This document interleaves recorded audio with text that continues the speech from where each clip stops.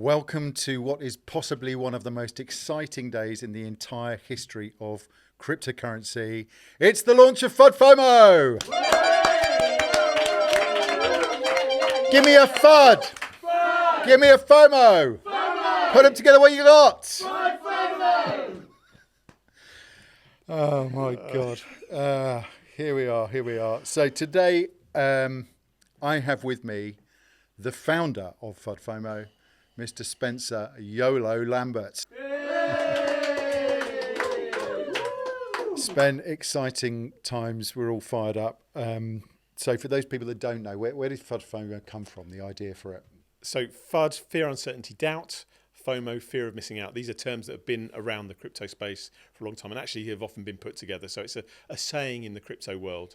And it's, that's why we've called the company that. We're trying to dispel those things with what we're doing with the business. Okay, and so Fudfomo is the collective that is launching these educational platforms, Sound Money Score and What the Block. Yeah. Just give us a sort of top line descriptor. What does Sound Money Score do? Sound Money Score is a scoring system that we've applied to the top 1,000 cryptocurrencies. It allows anyone who is interested in looking at cryptocurrencies to quickly and easily assess the properties of that cryptocurrency and compare it to other cryptocurrencies. So we're a bit like when you're looking at the fundamentals of a stock on the stock market. It's the fundamentals of a cryptocurrency. And then what the block, if you've ever looked at anything to do with cryptocurrency, it's just jargon on jargon on jargon on jargon. And all we're trying to do is decipher that and make it easy for people to understand. So we've built a dictionary or a glossary of terms with different levels of explanation depending on how interested you are, your expertise, that unpicks some of those terms and hopefully enlightens you as to what all this jargon means. Okay, so Sound Money Score is your comparison tool, and What the Block is a dictionary of jargon to help you understand the definitions and the categories, etc. Yeah. Spen, what do they cost? What's Sound Money Score? What's that going to retail at? Well, you can go Sound Money Score. You can go on, and it's free to kind of browse and look at the scores. But if you want to access the deeper reports, you've got to get a subscription. It's $100 a year, and we've already got I think about 1,200 cryptos on there, and we'll keep on adding new ones as they enter the top 1,000. So our promise is to try and keep the top 1,000 by market cap covered. So the top cryptos, and we'll just keep on scoring them each week and adding new ones. Okay. And do you get anything for free? Is there? Can we sample it? Or? Yeah, so you can go on and have a look, and there's a Bitcoin report that you can access for free. So if you look at the Bitcoin report, we've mirrored that 1,200 times for all the other cryptocurrencies, so you can get a full look at exactly what goes into that. Spen, What the Block? Talk me through what is What the Block? What the Block is quite simply a crypto dictionary. So the whole crypto industry is awash with jargon, with acronyms, with terms that you've got no idea what they first mean. Mind-numbing. Yeah, it is. It's acronym on acronym on acronym.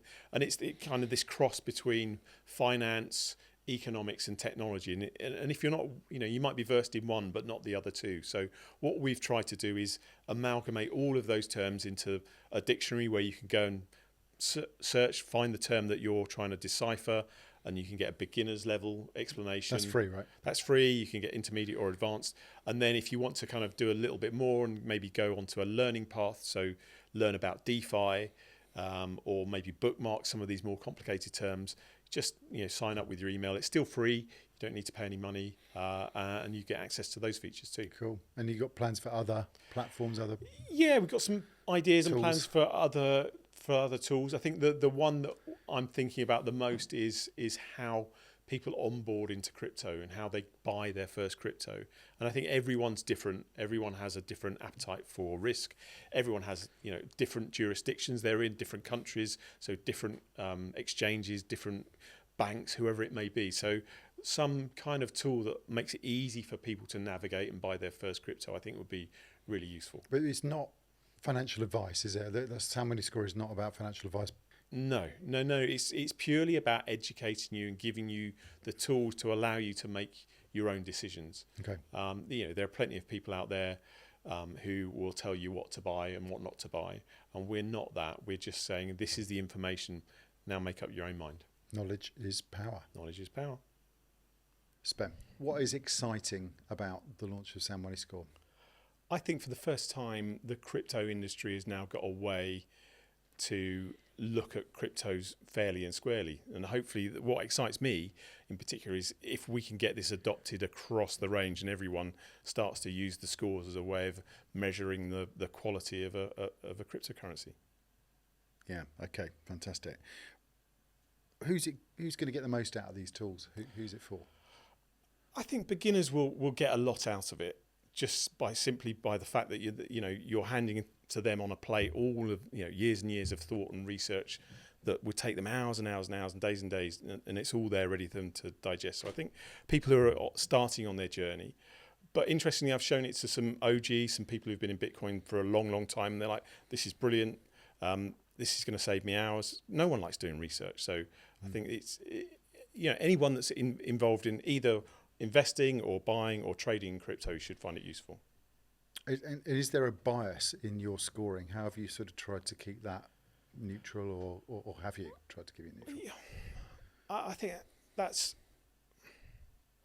I think there is a bias in the questions because we've come up with this 42 question framework, and this is from my experience of trading and dealing in investing and working in crypto. So these are all the questions that have come from the people around me, the people that I know, some thoughts of my own. So there's going to be a natural bias, but I think it's a framework that's applied equally across the board. So it's the same bias across every cryptos, if you like, and the way that we present the scores. We have a weighting on certain categories of scores because we think they're more important than others. What, for example? So, for instance, I think core monetary properties is way more important than sustainability, and so someone else might be shocked by that and say, well, absolutely, that's the wrong way around. So we also give people the raw score so they can go and assess themselves and if they want to weight things differently. So we think it's a pretty good framework for it's never going to be perfect, and over time, I think it'll evolve as people contribute and say, well, have you thought about adding this? Or as the industry evolves as well. Crypto is a really fast-moving space. So what was the right question yesterday might be the wrong question tomorrow. So it's got to be Bitcoin top, right? Bitcoin is the scored highest? You would think so, based on the price of Bitcoin and what you read in the news and on blogs and all sorts of stuff and in social media. But actually, that's not the truth. Bitcoin scores well. It scores well for lots of things, but it doesn't score well for some other things. So there are cryptos that score better than Bitcoin. Okay. Spence, for those people that don't have a concept of what sound money is, can you give us a sort of simple explanation of what sound money is about? Yeah, it was something I'd never heard of until I got into crypto, and it comes from the Austrian School of Economics, which was this bunch of very clever people, late 1800s, early 1900s, who wrote a load of papers on this stuff, and this idea that we don't have to have money like we have it today, where there's always inflation, and it's out of our control. So the big idea is really it's money that can't be messed with. So it's money that's outside of the control of governments, outside of the control of central banks, outside the control of organisations, and it's money that reacts to market forces and is really money for the people. That's the idea. Okay, interesting. And why does that matter, particularly in the world of crypto? Why is that important? Well, in crypto, I mean, the idea for Bitcoin really stems from that core idea. If you follow the line, Satoshi Nakamoto wrote this white paper, and it's just really he was trying to give birth to this idea. So Bitcoin was the first attempt at trying to build it, and we learned loads and loads of lessons around from Bitcoin and what was right with it, what was wrong with it. And I think it's been a journey, and we're still on this journey trying to perfect this idea of sound money. But the big idea is we want money that really. One of the biggest problems I think with the current money system that we have is inflation. I think that's one of the things that you and I and most people never really think about. We just accept inflation exists and we just have to live with it. But actually, if you follow the Austrian School of Economics thought, it doesn't have to exist, and there is a way to have money that still works that doesn't have inflation, and that is a really interesting idea. And that's the promise of cryptocurrency. That's the promise that Satoshi Nakamoto, the white paper, the vision that he had, that's kind of what it promised. Bitcoin doesn't quite deliver that. there will be something that delivers it in the future. I have no doubt about it. Because we've got these sort of strange two bedfellows, right? There's people who get into crypto because they want to make money as the value of a coin rises or the market cap on a coin rises. But there's also the original idea, which was actually about a really good, solid proposition for what money could be. Yeah, and I think that's not going to change anytime soon. I think most people who get into crypto are attracted by the idea of it being an asset class, a commodity, if you like, that goes up in value and just keeps on going up in value. And people who invested early in Bitcoin are now extremely rich, and everyone wants to discover that next Bitcoin. Everyone's looking for that. So I think that's what piques most people's interest. But I think the longer you stay in crypto and the more research you do, the more you kind of get inspired by why Bitcoin exists in the first place. Okay. And I think that's a really interesting idea. And I think the more people that fall in love with the idea of that crypto white paper and what it could deliver for the world, I think that's a really powerful thing. Say someone's new to crypto, how can they avoid being hyped and buying the wrong coin?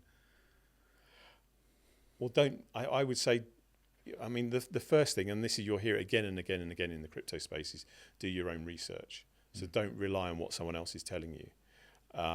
But of course, everyone's lazy. No one wants to spend hours and hours and hours trawling through the internet trying to find nuggets about cryptocurrency. It's boring. It's hard work.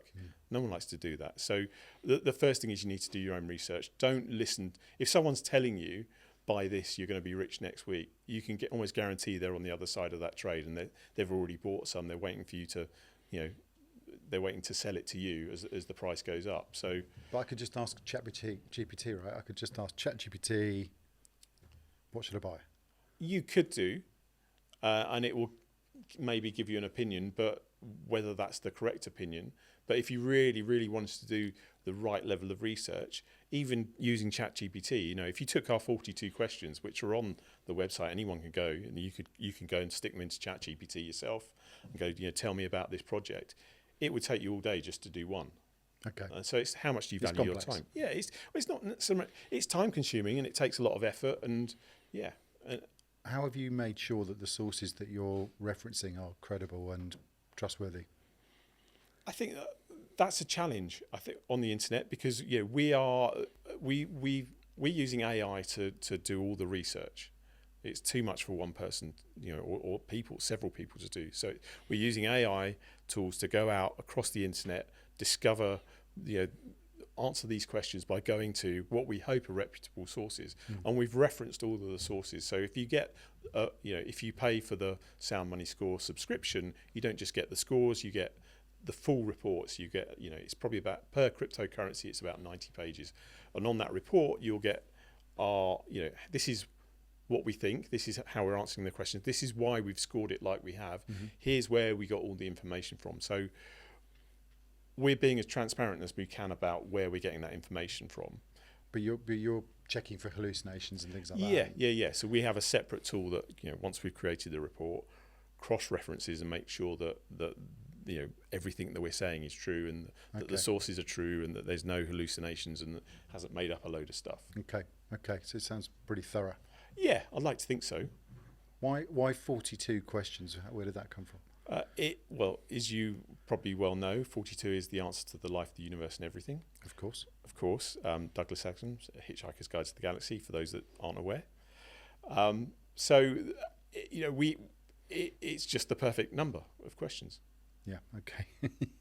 Core monetary properties. What exactly are you evaluating there, and why are those so critical for crypto?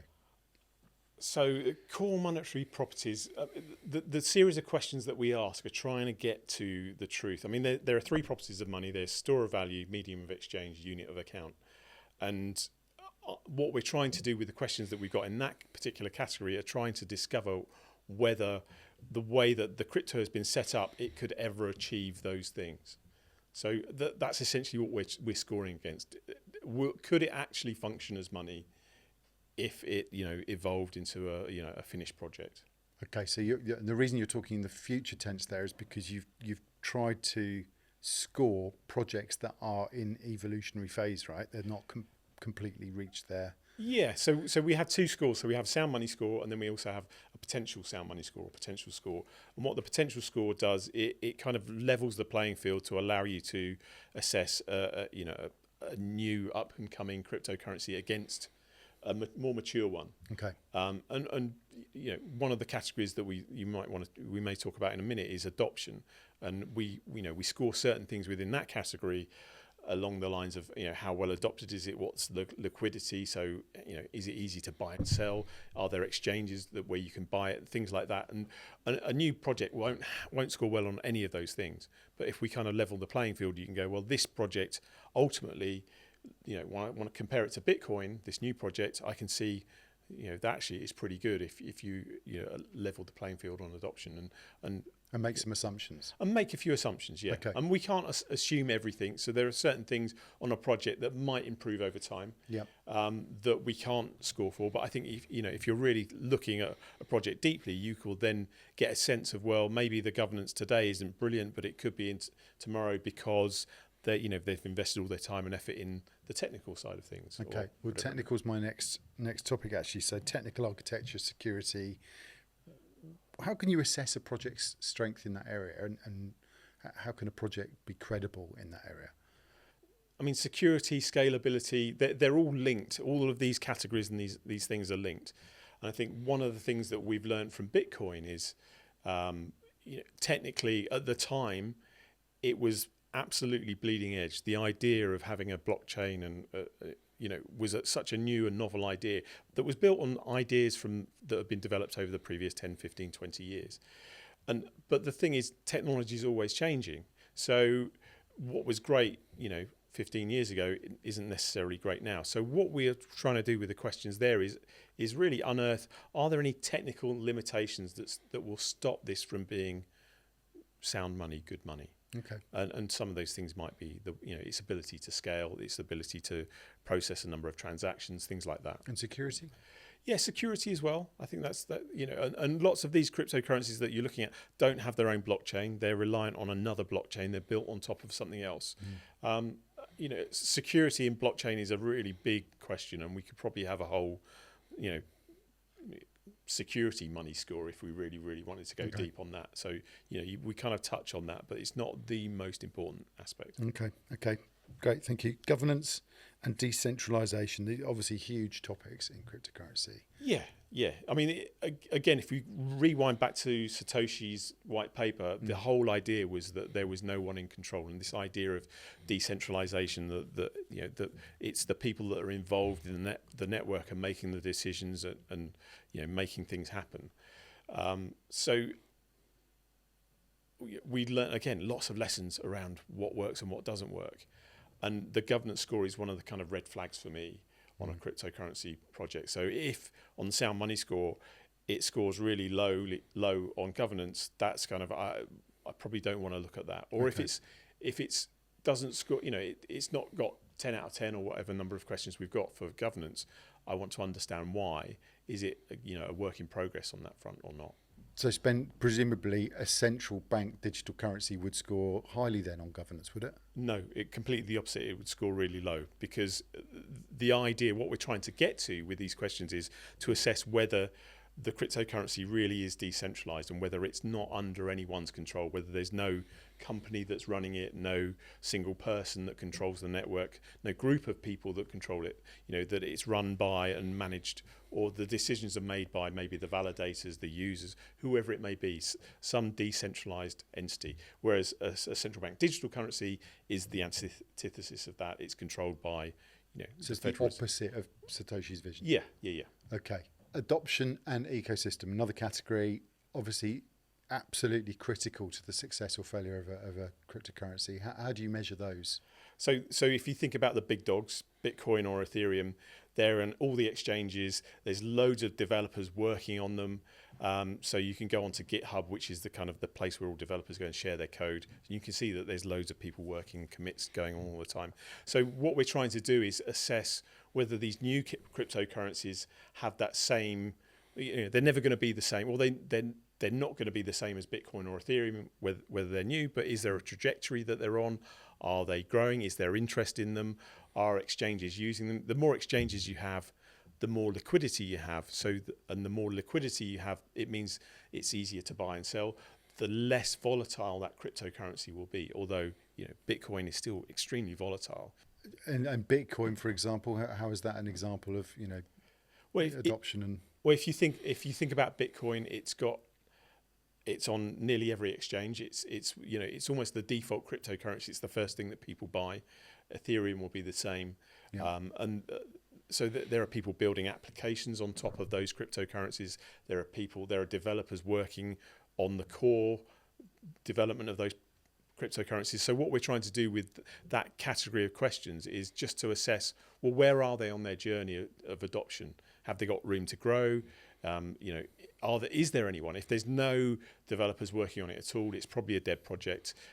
If there's no exchanges, why is that? Is that a regulatory issue? Is it because it's a privacy coin and cryptocurrency exchanges are scared of those at the moment? So there's lots of, we're just trying to discover whether it's likely to be adopted or could be adopted. So Bitcoin and Ethereum, highly adopted, massive ecosystem. They're going to score really high for that category. Yeah.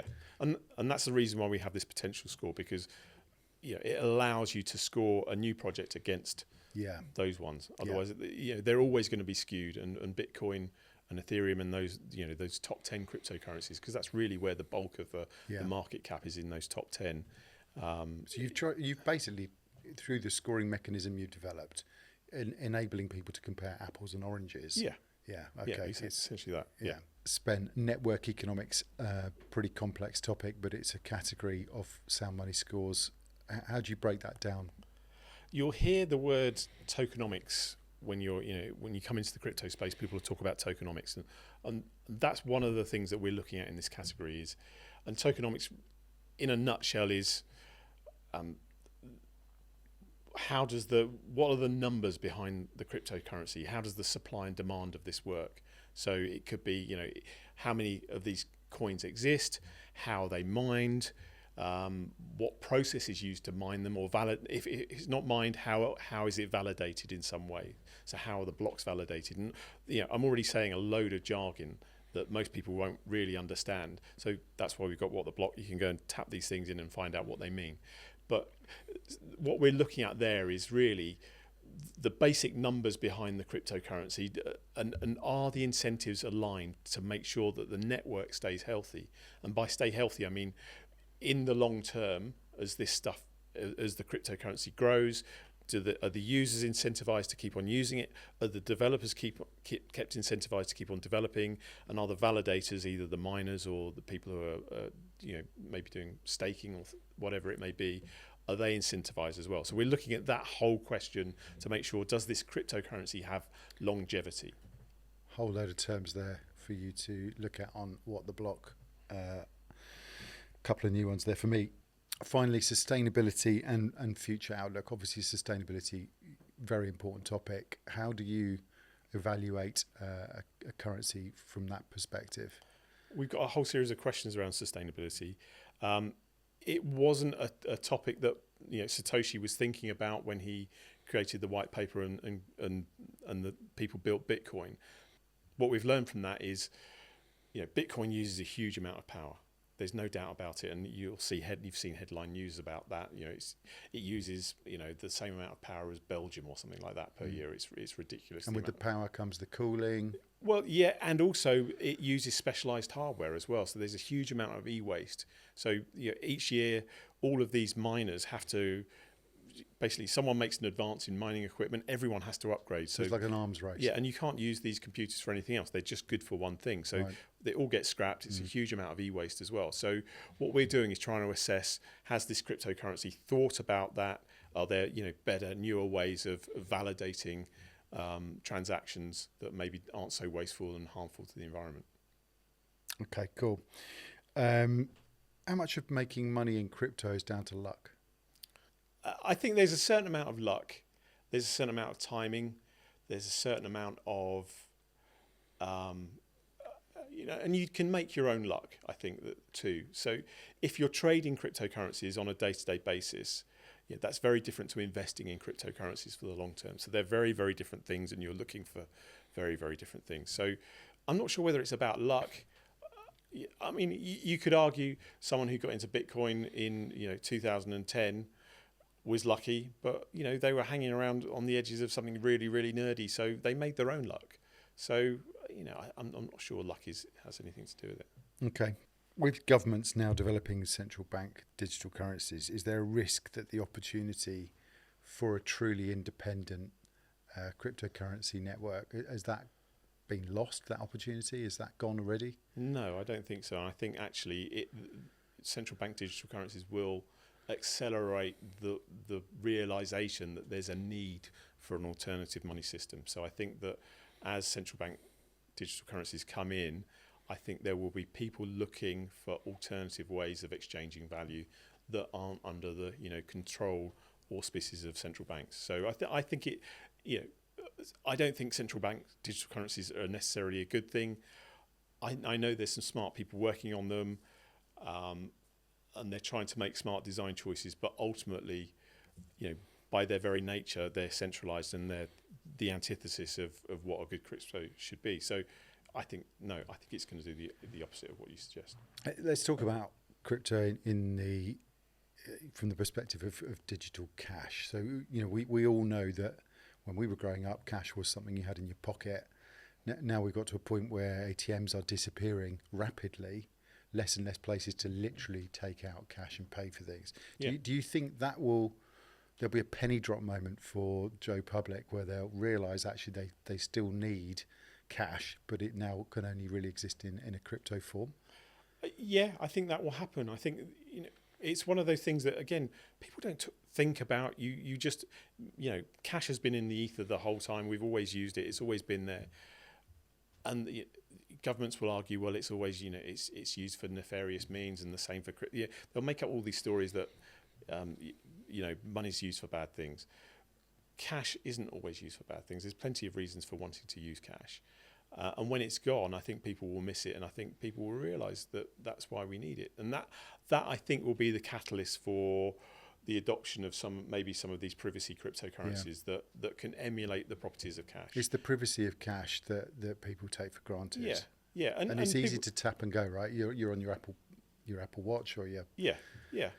And you have to go, well, who now knows I've spent that money? If you think about all the vendors in the supply chain behind, if you look at how banking works, you make a payment, there's probably 15 to 20 providers in that chain who are all taking their tiny little percentage, and who all know what you've bought, where you've bought it, what time you did it, who you are, and someone's collecting that data.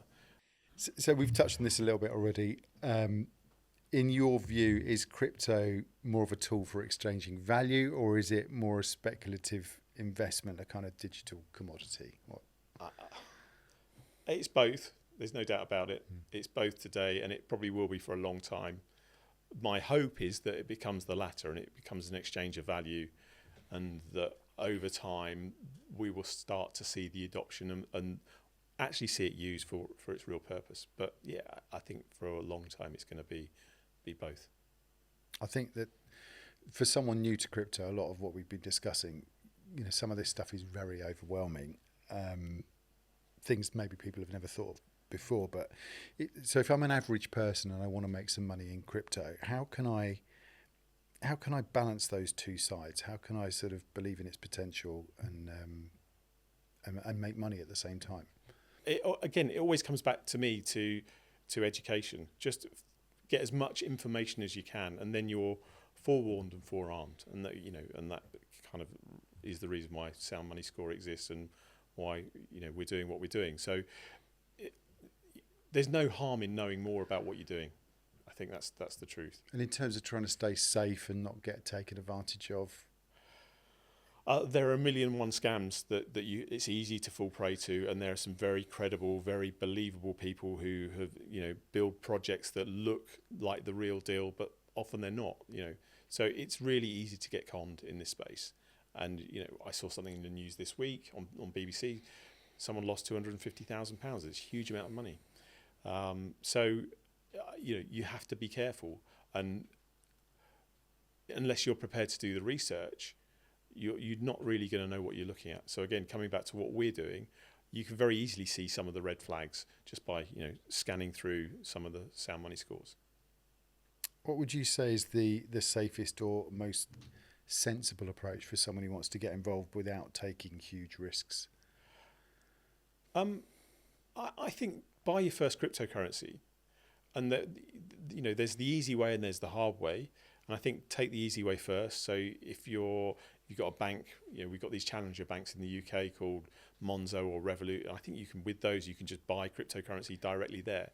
The purists will argue that, well, you're not really buying cryptocurrency. You just it's something on a ledger, on a spreadsheet. You don't hold that cryptocurrency. But I think it's an easy way to get into it, to feel like you're involved, feel like you own something, you're not missing the boat, and then you can start to do your research, start to understand a bit more about it, and then maybe at some point go and open up a proper wallet, go onto a crypto coin exchange and buy some cryptocurrency there, and maybe even try trading. But I think, small steps. It's not going away. There's no, you don't need to throw your life savings into it at all. And that's the other thing is I think you've got to be prepared. Your education is going to cost you some money. So be prepared.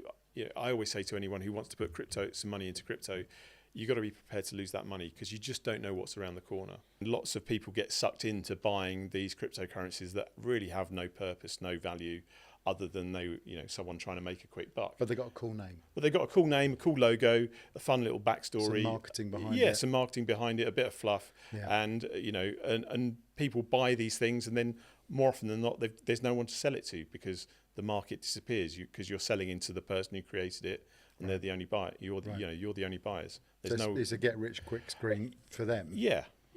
But equally, there are some fantastic projects that often get overlooked because, in terms of marketing and things like that, it's a pay-to-play world in the crypto space. So if you've got money to spend on marketing, you can go out and get a load of influencers talking about your cryptocurrency, but you need money to do that. And if you're maybe a decent project that's funded by, or not even funded, but worked on by volunteers that doesn't have any money, you don't get a look in. So I think sound money scores a way of levelling that playing field a little bit and giving those really quality projects a chance of people actually finding and discovering them.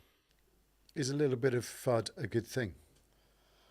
Yeah, it keeps you alert, keeps you focused on not trying to be ripped off.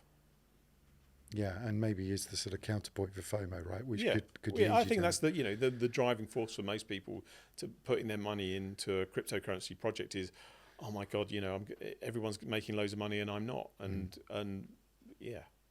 so you want a balance of FUD and FOMO. You do. I wonder where that's going. Spen, it's a really exciting time for all of us in the Fudfomo team. You've done an amazing job getting this project off the ground, and as has everyone here in the team, and we're all super excited for the future. Thank you, mate. My pleasure. Thanks for having me.